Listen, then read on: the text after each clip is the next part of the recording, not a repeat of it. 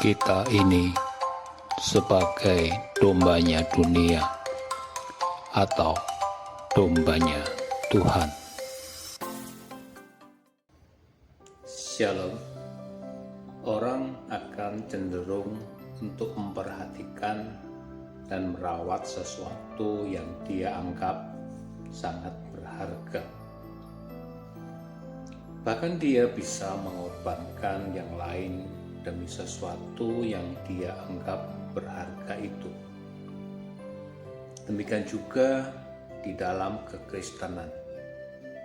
Ada kabar sukacita hari ini bahwa kita sangat berharga di mata Tuhan.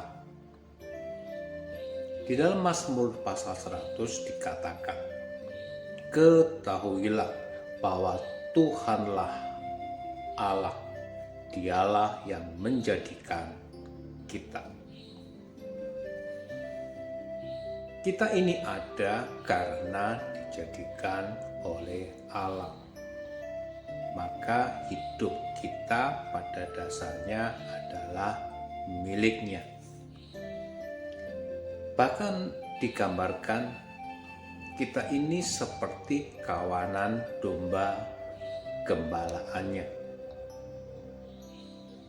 Berkaca dari Mazmur ini, semestinya hidup kita sudah selesai.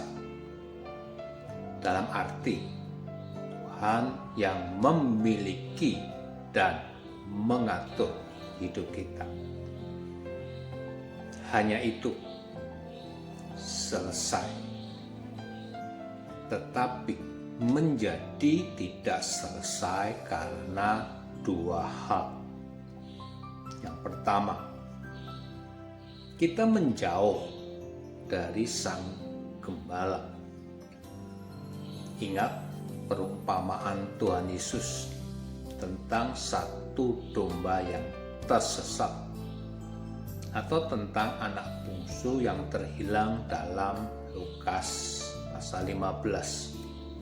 Ketika kita lebih memilih dunia daripada Tuhan, waktu itulah kita tidak lagi hidup sebagai domba milik Tuhan.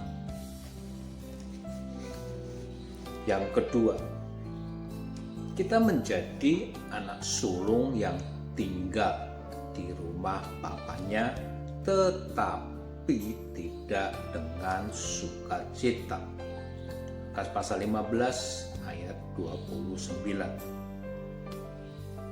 Kita terlihat seperti orang Kristen yang setia, tetapi kita berjalan menurut mau kita.